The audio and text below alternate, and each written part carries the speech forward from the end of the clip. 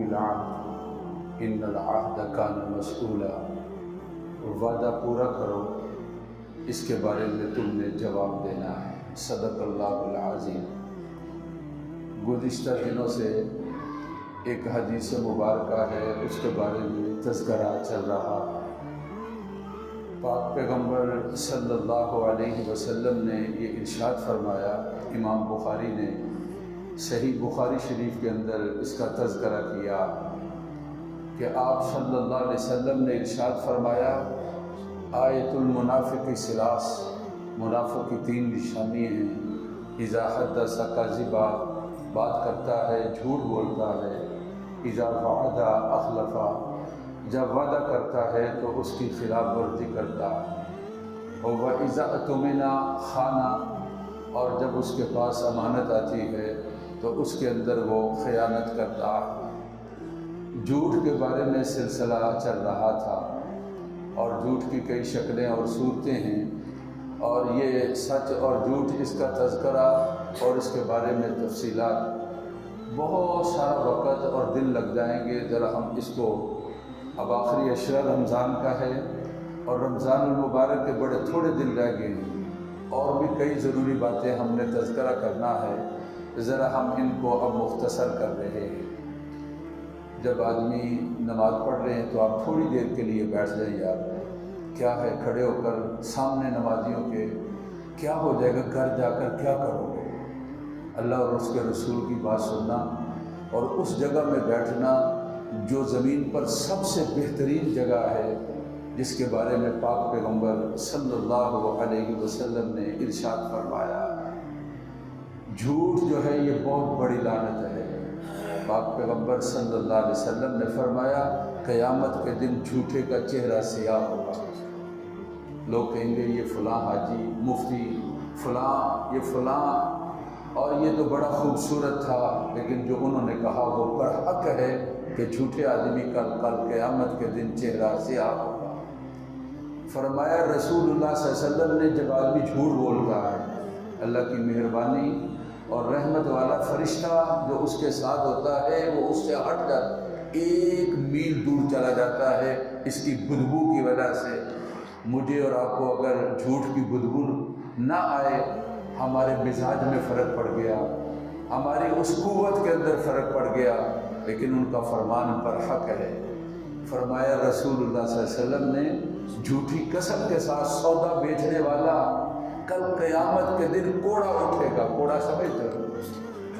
جس کا جسم کا کوئی حصہ جو ہے وہ ٹھیک نہیں ہے، اس کے چہرے اور اس کے جسم پر سارے زخموں کے نشانات ہیں اور پھنسی اور پھوڑے ہیں، اس کو کوڑا کہا جاتا ہے۔ کل قیامت کے دن جھوٹی قسم کے ساتھ سودا بیچنے والا، پاک پیغمبر صلی اللہ علیہ وسلم نے اس کے بارے میں فرمایا۔ اللہ بچا لے، کہو آمین۔ اللہ کے گھر میں وعدہ کرو انشاءاللہ سچ بولے گے، کہو انشاءاللہ تعالی۔ اور اس کے اندر ہمارا ایمان ہے کہ سچائی کے اندر نجات ہے اور جھوٹ کے اندر تباہی اور بربادی ہے۔ اب دوسرے نمبر پر چیز آ جاتی ہے وعدہ۔ یہاں میں تھوڑا سا عرض کر دوں کہ آپ صلی اللہ علیہ وسلم نے منافق کہا۔ منافق ایک کفر کا بہت بڑا درجہ ہے۔ ان المنافقین فی الدرک الاسفل من النار، منافق لوگ دوزخ کے سب سے نیچے درجے کے اندر ہوں گے، جو بڑی خطرناک قسم کی کافروں کی قسم ہے، بڑے مسلمانوں کے خلاف سازشیں کرنے والے ہیں، ان کو منافق کہا جاتا ہے۔ تو یہاں جو منافق کہا گیا، اس کا مطلب یہ ہے کہ یہ کام منافقوں والا ہے۔ ایک ہے عقیدے کا منافق، ایک ہے عمل کا منافق۔ یہ عملی منافق ہے، یہ اس کا عمل اور اس کا طریقہ، یہ منافقوں والا طریقہ ہے جس طریقے کے اوپر یہ چل رہا ہے۔ اب دوسری چیز آ جاتی ہے وعدے کے بارے میں۔ تھوڑا سا آپ کی دلچسپی کے لیے اسلامی تاریخ کا تھوڑا سا ایک باب میں کھولوں گا، اس سے آپ کو ایک اندازہ لگے گا کہ دین کے اندر اور اسلام کے اندر اور رسول پاک صلی اللہ علیہ وسلم کے ہاں وعدے کی کتنی پاسداری ہے، اور آپ صلی اللہ علیہ وسلم وعدے کی کتنی تاکید فرماتے تھے۔ 3 مکے والوں کے ساتھ بڑی جنگیں ہوئی ہیں، ایک کا نام بدر ہے، ایک کا نام احد ہے، اور ایک کا نام جنگ احزاب ہے اور اس کو جنگ خندق بھی کہا جاتا ہے۔ یہ 5 ہجری کے اندر یہ جنگ ہوئی ہے جس کو جنگ خندق کہا جاتا ہے۔ یہ مکہ نہیں، پورا عرب جو ہے وہ مدینہ پاک پر حملہ آور ہو گیا۔ مشاورت سے یہ طے کیا کہ خندق بنائی جائے اور دفاعی جنگ لڑی جائے۔ چنانچہ رسول اللہ صلی اللہ علیہ وسلم کے مشاورت اور حکم کے ساتھ پھر یہ وہاں پر خندق کھودی گئی۔ اس کو جنگ خندق کہتے ہیں کیونکہ وہاں خندق تھی۔ جنگ احزاب کہتے ہیں کہ عرب احزاب، حزب جماعت کو کہا جاتا ہے۔ سارے عرب کی جماعتیں مل کر مدینہ پاک پر اور مسلمانوں پر حملہ آور ہوئی تھی، اس لیے ان کو جنگ احزاب بھی کہا جاتا ہے۔ قرآن مجید نے جب اس کا نقشہ کھینچا تو جو حالات اس وقت بیان کیے، ایسے کسی جنگ کے بارے میں حالات بیان نہیں کیے۔ قرآن نے فرمایا کہ ابھی 2 دن پہلے تلاوت ہوئی تراویح میں، یا ایھا الذین آمنوا اذکروا نعمت اللہ علیکم اذ جاءتکم جنود فارسلنا علیہم ریحا وجنودا لم تروها وکان اللہ بما تعملون بصیرا اذ جاءوکم من فوقکم ومن اسفل منکم واذ زاغت الابصار وبلغت القلوب الحناجر وتظنون باللہ الظنون۔ قرآن نے 5 چیزیں بیان کی۔ اوپر سے انہوں نے حملہ کیا، نیچے سے ہو کر حملہ کیا، یعنی اندر سے اور باہر سے گرد و جوار سب سے انہوں نے گھیرا اور حملہ کیا، اور تمہاری آنکھیں کھلی کی کھلی رہ گئی۔ اِذَاغَتِ الْأَبْصَارُ، حیرانی کی وجہ سے تمہاری آنکھیں کھلی کی کھلی رہ گئیں، اور وَبَلَغَتِ الْقُلُوبُ الْحَنَاجِرَ، تمہارے دل گلے کو پہنچنے لگے۔ وَتَظُنُّونَ بِاللَّهِ الظُّنُونَ، اور اللہ کے بارے میں تمہارے دلوں میں کئی قسم کے خیالات آنے لگے۔ کسی جنگ کے بارے میں اس طرح کے الفاظ قرآن مجید کے اندر اللہ تعالیٰ نے بیان نہیں فرمائے۔ مدینہ پاک جو ہے وہ علاقہ اگرچہ گرم ہے، لیکن جب سردی پڑتی ہے تو قیامت کی سردی ہوتی ہے۔ یہاں پنجاب کی سردی آپ بھول جائیں جو مدینہ پاک کی سردی ہوتی ہے۔ اتنی ٹھنڈی ہوا، اتنی تیز ہوا، اتنی سخت ہوا اور اتنی ٹھنڈ ہوتی ہے، لیکن جب باہر نکلتا ہے کمرے کے اندر اس طرح کی ٹھنڈ نہیں ہوتی۔ بڑی سخت سردی ہے مدینہ پاک کی۔ اور مدینہ پاک میں وہ سرد راتیں تھی اور زمانہ تھا جب انہوں نے گھیراؤ کر رکھا تھا۔ ایک اللہ تعالیٰ نے کہا کہ ہم نے ہوا بھیجی، اور وہ بڑی ٹھنڈی ہوا تھی جس ہوا نے ان کے خیموں کو اکھاڑ دیا۔ لوگوں، اللہ کی نعمتیں یاد کرو کہ اللہ نے لشکر بھیجے اور ہوا بھیجی اور اس کی وجہ سے ان کے پاؤں کو اکھاڑ دیا۔ اس وقت ایک میں واقعہ رسول اللہ صلی اللہ علیہ وسلم نے اس موقع کے اوپر اعلان کیا کہ کوئی آدمی ہے جو جائے مکے والوں کی طرف اور وہاں کے حالات لے کر آئے کہ کیا حالات ہیں وہاں کے۔ اب دیکھو، ایک خندق کو کسی طرح عبور کرنا آگے پیچھے سے ہو کر، پھر اس سخت سرد زمانے کے اندر، پھر دشمن کے اندر جا کر اکیلے جانا۔ آپ نے اعلان کیا تو ایک آدمی بھی نہیں کھڑا ہوا۔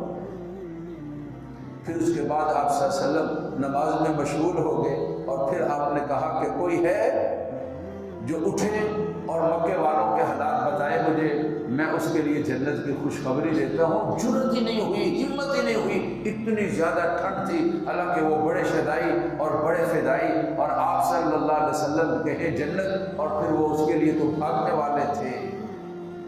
پھر اس کے بعد تیسری مرتبہ آپ نے اعلان کیا تو آپ نے کہا حذیفہ بن یمان کہاں ہیں؟ حضرت حذیفہ کہتے ہیں میری بھی یہی حالت تھی جس طرح کے اور لوگوں کی حالت تھی، لیکن جب آپ نے حکم فرمایا میرا نام لے کر تو میں کھڑا ہو گیا۔ یہ حذیفہ بن یمان کو رسول اللہ صلی اللہ علیہ وسلم کا رازدان کہا جاتا ہے۔ تو کہا مجھے حذیفہ جاؤ۔ میں جب کھڑا ہوا تو کہتے سردی کی وجہ سے میرے جسم کا کپ کپی تھی اور میں شدید تکلیف کے اندر مبتلا تھا۔ آپ نے میرے سر پر ہاتھ رکھا اور پھر اس کے بعد میرے سینے پر ہاتھ رکھا اور کہا جاؤ خبر لے کر آ، لیکن کوئی کاروائی نہیں کرنی، صرف خبر لے کر آنی ہے۔ اپنا حال بیان کرتے ہیں میں لیٹا ہوا اور بیٹھا ہوا سردی کی وجہ سے کپ کپا رہا تھا۔ جب آپ کے حکم سے اور آپ صلی اللہ علیہ وسلم کی تھاپڑی سے اور آپ کی دعا سے میں نکلا تو یوں لگا جس طرح میں حمام میں جا رہا ہوں۔ سردی کا کوئی میرے لیے وہاں پر تصور نہیں تھا اور خیال نہیں تھا۔ کہتے میں وہاں پہنچا، ابو سفیان وہ اس وقت سردار تھے وہاں کے، مکے والوں کے مسلمان نہیں ہوئے تھے۔ ایک جگہ پر آگ جلائی ہوئی اور وہ آگ بیٹھا ہاتھ سینک رہے تھے، اور میں بالکل ان کو اپنے نشانے کے اندر لے لیا، اور پھر مجھے یاد آیا کہ آقا نے کہا تھا کارروائی نہیں کرنی ہے۔ اور پھر کہتے ہیں اور بڑا تفصیلی واقعہ ہے، میں ان کے حالات دیکھے، پھر ان کو شک پڑا تو حضرت ابو سفیان جو بعد میں مسلمان ہوئے کہا ساتھ والے کا تعارف کرو، ساتھ والے کا پوچھو۔ کہتے ہیں میں نے فوراً ایک آدمی کا ہاتھ پکڑا اور میں نے کہا تم کون ہو؟ اس طرح میرا جرأت کے ساتھ اور میرا اچانک اس سے پوچھنا، وہ گھبرا گیا اور اپنی صفائی پیش کرنے لگا، اور اس نے مجھ سے پوچھا ہی نہیں۔ اور پھر کہتے ہیں میں واپس آیا اور رسول اللہ صلی اللہ علیہ وسلم نے مجھے اپنے قدموں میں بٹھا لیا، اور پھر میں نے حالات بتائے کہ کس طرح وہ واپس بھاگ رہے ہیں اور کس طرح ان کے حالات ہیں۔ رسول اللہ صلی اللہ علیہ وسلم نے مجھے دعائیں دی اور میں خوش ہو گیا۔ یہ جو 3 جنگیں ہیں نا، یہ ایک جنگ احزاب ہے، پہلی جنگ ہے اس کو جنگ بدر کہا جاتا ہے۔ رسول اللہ صلی اللہ علیہ وسلم نے فرمایا کہ بدری لوگ 313 ان کے نام کے وظیفے پڑھے جاتے ہیں، اور بدری لوگ ان کے بارے میں رسول اللہ صلی اللہ علیہ وسلم نے فرمایا کہ جن لوگوں نے بدر میں شرکت کی اللہ نے دوزخ کی آگ کو ان کے لیے حرام قرار دے دیا، اور فرمایا کہ جنہوں نے بدر میں شرکت کی اللہ نے ان کے لیے جنت کو واجب قرار دے دیا ہے۔ حذیفہ بن یمان، میں واقعہ ختم ہونے لگا، حذیفہ بن یمان اپنا واقعہ بیان کر رہے ہیں۔ کہتے ہیں کہ مکہ سے میں ہجرت کر کے نکلا تو راستے میں ابو جہل اور اس کی جماعت نے مجھے پکڑ لیا۔ یہ وہ زمانہ تھا جب یہ بدر کے لیے نکلے تھے، ابو جہل جو ہے اور اس کی پارٹی مقابلہ کرنے کے لیے۔ اور تو بالکل مدینہ پاک کے اندر آ گیا، مسجد نبوی سے تقریباً 1.5 کلومیٹر فاصلہ ہے، اور جو احد ہے وہ بالکل شہر کے اندر آ گیا، 7 مساجد ہیں، اور بدر جو ہے تقریباً 90 کلومیٹر ہے مدینہ پاک سے، اور جو سمندری راستہ ہے اس طرف سے جب مکہ یا جدہ جائیں تو راستے کے اندر یہ آتا ہے، بدر آتا ہے۔ تو کہتے ہیں کہ جب میں مدینہ پاک آ رہا تھا تو مجھے پکڑ لیا۔ میں نے ان سے کہا کہ انہوں نے کہا کہ تم وہاں جاؤ گے اور محمد صلی اللہ علیہ وسلم اپنے آقا کے ساتھ مل کر ہمارے ساتھ لڑائی کرو گے اور ہمارے ساتھ مقابلہ کرو گے، اس لیے ہم تمہیں نہیں چھوڑیں گے۔ کہا کہ نہیں، میں زیارت کے لیے جا رہا ہوں، میں اپنے آقا کے پاس رہوں گا، میں تمہارے ساتھ لڑائی نہیں کروں گا اور میں لڑائی کے لیے نہیں آؤں گا۔ اس نے کہا کہ وعدہ کرو کہ تم ہمارے ساتھ لڑائی کے لیے نہیں آؤ گے۔ انہوں نے کہا جی وعدہ ہے، میں تمہارے ساتھ لڑائی کے لیے نہیں آؤں گا، ادھر سے ابھی لڑائی کے لیے نہیں آؤں گا۔ آپ دیکھیں کہ یہ وعدہ اور جنگ بدر ہے اور کافر ہے اور تلوار کے زور پر وعدہ ہے، اور رسول اللہ صلی اللہ علیہ وسلم کے پاس جب حضرت حذیفہ بن یمان گئے تو آپ بدر کے لیے اور جنگ کے لیے نکلنے کی تیاری کر رہے تھے۔ حضرت حذیفہ نے اپنا سارا واقعہ بیان کر دیا، اور کہتے ہیں کہ آپ نے کہا مجھے زبردستی لیا گیا ہے اور مجھے تلوار کے زور سے لیا گیا ہے، حضرت مجھے شرکت کی اجازت دے دیجیے۔ وعدے کی پاسداری جنگ کے موقع پر اور جنگ بدر کے موقع پر، اب بدریوں کا جہاں نام آتا ہے وہاں حضرت حذیفہ بن یمان جلیل القدر صحابی کا نام نہیں آتا۔ آپ نے ان سے کہہ دیا کہ تم نے زبان دی ہے، ہائے ہائے، جو نبی اپنے امتیوں کو یہ سبق دے کہ جنگ کے اندر بھی اگر زبردستی تم سے کوئی زبان لے لی جائے اور تم سے وعدہ لیا جائے تو تم نے اس کی پاسداری کرنی ہے۔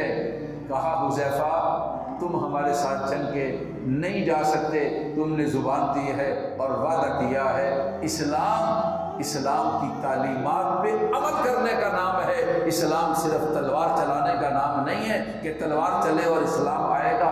اسلام اپنی خوبیوں کی وجہ سے اور اس کی تعلیمات پر عمل کرنے کی وجہ سے حضرت حذیفہ بن یمان کو رسول اللہ صلی اللہ علیہ وسلم نے ابو جہل کے ساتھ وعدے کی وجہ سے آپ نے اجازت نہیں دی کہ بدر کے اندر تم ہمارے ساتھ چلو، چنانچہ حضرت حذیفہ بن یمان اس جنگ کے اندر شریک نہیں ہوئے۔ وعدے کی اور معاہدے کی اتنی زیادہ پاسداری ہے، رسول اللہ صلی اللہ علیہ وسلم نے اس کا حکم دیا ہے۔ اسی وجہ سے کہا کہ یہ منافقوں کی دوسری نشانی ہے، وعدے کو توڑ دیتے ہیں، اور اسی وجہ سے اللہ کا حکم ہے ایمان والو جو تم وعدہ کرتے ہو اس کو پورا کرو، اس کا تم نے جواب دینا۔ تبصرے کے بغیر میں اور آپ ذرا اندر جھانکے اپنے کو، کیا کیا وعدے ہیں عید سے پہلے، پرچیوں کے، چیکوں کے، پیسوں کے، اور ہم نے کتنے بہانے بنائے ہیں ٹرکانے کے اور پھیرے لگانے کے اور چکر لگانے کے، اور پھر ہم یہ کہیں گے کیا ہے کہ ہم بہت بڑے عاشق ہیں اور ہم بہت بڑے دیندار ہیں اور ہم صف اول والے ہیں اور واز کرنے والے ہیں اور تقریریں کرنے والے ہیں۔ اور میرے بھائی یہ واز ہے، دین اور اسلام کی باتوں پر عمل کرو۔ یہ جو دعوت دیں گے مولویوں کے، مفتیوں کے کہنے کے اوپر وہ طاقت نہیں ہے جو اس عمل کے اندر طاقت ہے۔ جو تم نے کہا ہے اس کو پورا کرو اور اس کے اوپر عمل کرو۔ اللہ نصیب فرما دے، اور اللہ مجھے بھی اور آپ کو بھی اس کی توفیق نصیب فرما دے، وعدہ خلافی سے بچا لے، پاسداری اللہ نصیب فرمائے۔ الحمدللہ رب العالمین۔ اللہم صلی علی سیدنا و مولانا محمد وعلی آل سیدنا و مولانا محمد و بارک وسلم۔ اللہ ہمارے گناہوں کو معاف فرما، بیماروں کو صحت نصیب فرما، پریشانیاں دور فرما۔ اے اللہ دین اور اسلام کی بہترین خوبصورت باتیں، اخلاقیات کی اعلیٰ باتیں اے اللہ ہمیں اپنانے کی توفیق نصیب فرما دے۔ جھوٹ سے، بدعہدی سے، بددیانتی سے اللہ بچا دے۔ اللہ ہمارے والدین، بہن بھائی، فوت شدگان کی مغفرت فرما۔ اعتکاف کا عمل آج سے شروع ہے، اللہ سہولتیں اور آسانیاں پیدا فرمانا قبول فرما لینا۔ اللہ وطن عزیز پر اپنی مہربانیاں نازل فرما، اسلام اور مسلمانوں کے دشمنوں کو ناکام فرما، مظلوموں کی مدد فرما۔ وصلی اللہ تعالی علی سیدنا و مولانا محمد و آلہ و اصحابہ اجمعین۔